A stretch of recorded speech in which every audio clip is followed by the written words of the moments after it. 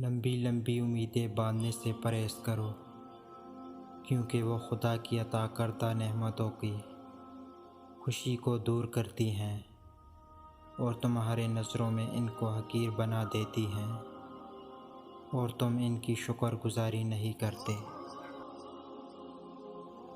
جو لوگ تجھ سے زیادہ علم رکھتے ہیں ان سے حاصل کر، اور جو نادان ہیں ان کو اپنا علم سکھا۔ اس شخص کی نسبت تعجب ہے جو اپنے اجل کا مالک نہیں، پھر بھی وہ اپنی امیدیں کس طرح بڑھاتا ہے۔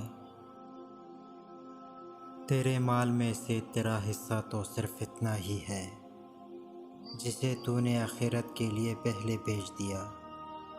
جسے تو نے دنیا میں چھوڑ دیا وہ تیرے وارثوں کا ہے۔ بے شک دنیا اور آخرت کی مثال ایسے ہے جیسے کسی شخص کی دو بیویاں ہو کہ جب ایک کو راضی کرتا ہے تو دوسری ناخوش ہو جاتی ہے۔ بے شک دنیا مصیبتوں کا گھر ہے، جو شخص جلدی کے ساتھ اس سے رخصت ہو جاتا ہے اس کی اپنی جان پر مصیبت آتی ہے۔